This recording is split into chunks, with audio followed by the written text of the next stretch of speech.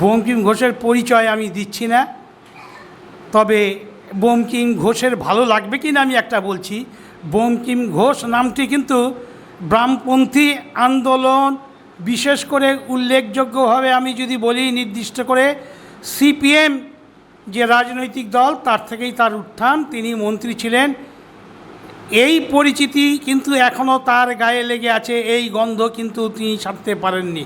এই পশ্চিমবঙ্গের বাম রাজনীতির ক্ষেত্রে সবচেয়ে দক্ষিণপন্থী দল এবং আগ বাড়িয়ে বা এখন যে কথা বলা হচ্ছে সাম্প্রদায়িক দল, সেই দলের তিনি প্রবেশ করেছেন কি অনুপ্রবেশ করেছেন আমি জানি না।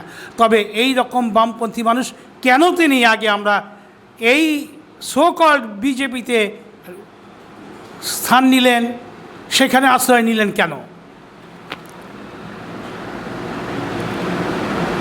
প্রথমেই আমি আপনাদের যে চ্যানেল হোয়াট অ্যাবাউট নিউজ যে চ্যানেল, সেই চ্যানেলকে আমার পক্ষ থেকে ধন্যবাদ, অভিনন্দন জানাচ্ছি। আমাদের দেশে পার্লামেন্ট ইলেকশন শুরু হয়ে গেছে, প্রায় নির্ঘণ্ট ঘোষণা হয়ে গেছে। আমাদের রানাঘাট কেন্দ্রের লোকসভা নির্বাচনও আগামী 13ই মে অনুষ্ঠিত হবে। আপনার প্রথম যে প্রশ্ন, সেই প্রশ্নের উত্তর দিতে গিয়ে আমি আপনাকে প্রথমেই বলতে পারি যে দীর্ঘ সময় বামপন্থী রাজনীতি করার পরবর্তীতে আমি ডানপন্থী দলে কেন যোগদান করলাম, কিসের জন্য করলাম। দেখুন, পরিস্থিতি সবসময় এক জায়গায় দাঁড়িয়ে থাকে না, পরিস্থিতির পরিবর্তন হয়। 19 বছর বয়স থেকে রাজনীতি করার সুবাদে প্রায় দীর্ঘ সময় আমি বামপন্থী রাজনীতির সাথে যুক্ত ছিলাম, এটা বাস্তব সত্য। প্রায় 40 বছর বামপন্থী রাজনীতির পরবর্তীতে 2019 সালের 19শে জুন আমি ভারতীয় জনতা পার্টিতে যোগদান করি। এই যোগদানের পেছনে একটাই আমার বলার, সেটা হচ্ছে যে দীর্ঘদিন বামপন্থী রাজনীতি করতে গিয়ে আমি দেখেছি বামপন্থীরা হচ্ছে লড়াই, আন্দোলন, সংগ্রামের প্রতীক। সংসদীয় গণতন্ত্রের মধ্যে বামপন্থীরা যাবে, এটাই এমন ঠিক। আবার লড়াই আন্দোলন থেকেও তারা কারোর সাথে আপোষ করবে না, সেই জায়গা থেকে তারা সরে আসবে না। কিন্তু আপনি দেখবেন, আমি যেমন 19 সালে চলে এসেছি, বামপন্থীদের মূল লড়াইয়ে যে সাথী, খেটে খাওয়া মানুষ, শ্রমজীবী মানুষ, মেহনতি মানুষ, লাখো লাখো মানুষ আজকে বামপন্থী থেকে সরে গেল। কেন গেল? দীর্ঘ 34 বছর শাসন ক্ষমতায় থাকার পর তারা যেমন সরে এসছে, আমারও মনে হয়েছে সরে যাওয়ার সময় এসছে। তার কারণ বামপন্থী তার যে লড়াই আন্দোলন, সেই লড়াই আন্দোলন থেকে তারা অনেকটা সরে এসছে এবং তারা সংসদীয় গণতন্ত্রের যে মোহ, সেই মোহতে তারা ভুগছিল। এটা এক। দুই হচ্ছে, পুরনো বামপন্থী রাজনীতিবিদ যারা ছিলেন, আমি নাম করে বলতে পারি, প্রমোদ দাশগুপ্ত ছিলেন, বিনয় চৌধুরী ছিলেন, জ্যোতি বসু ছিলেন, শৈলেন মুখার্জি ছিলেন, সরোজ মুখার্জি ছিলেন, ইত্যাদি ইত্যাদি, বিনয় কুমার ছিলেন, হরেকৃষ্ণ কুমার ছিলেন। এরকম বহু পুরনো রাজনীতিবিদ তারা যখন লড়াই করছেন, সেই লড়াইয়ের একটা তেজ, সেই লড়াইয়ের একটা উত্তাপ গোটা বাংলাকে উত্তাল করে দিয়েছে। আজকে সেই তেজ বা উত্তাপ আজকে বামপন্থীদের লড়াই আন্দোলনে পরিলক্ষিত হয় না, হয় না। তার কারণ হচ্ছে বামপন্থীরা তাদের যে নীতি, তাদের যে আদর্শ থেকে সরে এসে। যদি বলেন কেন, আমি বলতে গিয়ে প্রথমেই আপনাকে বলতে পারি, বামপন্থীদের মূল লড়াই ছিল কংগ্রেসের বিরুদ্ধে। কংগ্রেস দল ছিল জমিদার জোদ্দারদের দল, বামপন্থীরা এটা বলতো। কংগ্রেস ছিল কায়েমি স্বার্থের প্রতিভূ, কংগ্রেস হচ্ছে সাম্রাজ্যবাদীদের দালাল, কংগ্রেস হচ্ছে খুনিদের দল। 72 থেকে 77 সাল প্রায় 14,000 মানুষকে কংগ্রেস খুন করেছে।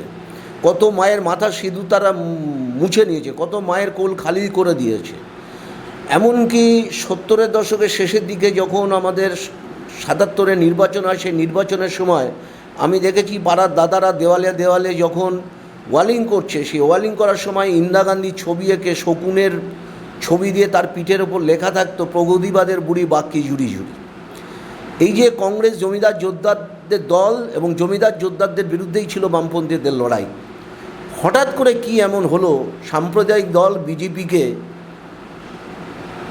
পশ্চিমবাংলা বা ভারতবর্ষে আসতে দেওয়া যাবে না, তার জন্য একটা সাম্রাজ্যবাদীদের দল, খুনি কংগ্রেস, যারা পশ্চিমবাংলায় হাজার হাজার মানুষকে খুন করেছে। বাংলার রাজপথে আজকে আপনি দেখবেন হাজার হাজার শহীদ বেদি, সেই শহীদ বেদির ভেতরে থাকা মানুষগুলো আজকে বামপন্থীদের যে রাজনীতি, সেই রাজনীতিকে তারা ভেতরে বসে কাঁদছে, তাদের পরিবারগুলি আক্ষেপ করছে, হায় কাদের হয়ে আমাদের পরিবারের লোকরা খুন হলো। কেন কংগ্রেসের সাথে তারা গেল? এটা প্রথম প্রশ্ন। সাম্প্রদায়িক দল বিজেপির সাথে তাদের লড়াই করবে, তারা লড়াই করুক। এই সিপিএম তারা বলেছে যে কংগ্রেস জমিদার যোদ্ধাদের দল ঠিকই, কিন্তু কংগ্রেসের থেকে ভয়ঙ্কর সাম্প্রদায়িক দল হচ্ছে বিজেপি। কিন্তু কংগ্রেস সাম্প্রদায়িক দল নয়, কিন্তু সাম্প্রদায়িকতায় মদত দেয়। তাহলে যে সাম্প্রদায়িকতায় সরাসরি যুক্ত আর যে সাম্প্রদায়িকতার সরাসরি মদত দেয়, তার মধ্যে কোনো পার্থক্য আছে? সে তো সমান অপরাধে অপরাধী। তাহলে এই জায়গা থেকে সিপিএম তাহলে সরল।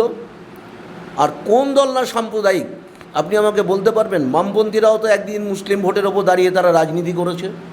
ওপার বাংলার মানুষ ঝাঁকে ঝাঁকে যখন এপার বাংলায় ঢুকেছিল, তখন এই মমতা ব্যানার্জি ভোটার লিস্টে যখন উদ্বাস্তুদের নাম উঠছিল, শরণার্থীদের নাম উঠছিল, 2005 সালে পার্লামেন্টে দাঁড়িয়ে এই মমতা ব্যানার্জি ভোটার লিস্ট থেকে এই উদ্বাস্তুদের নাম কেটে দিতে হবে বলে তৎকালীন স্পিকারের মুখে কাগজের ঠোঙা ছুঁড়ে মেরেছিল, প্রতিবাদ করেছিল।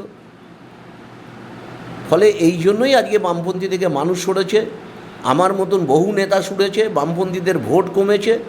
এটা খুবই লজ্জার। 34 বছর একটা গভর্নমেন্ট শাসক দলে থাকার পরেও বিধানসভায় তারা শূন্য পায়, সারা ভারতবর্ষে পার্লামেন্টে তারা শূন্য পায়। অতীতে এই জিনিস কখনো দেখা যায়নি।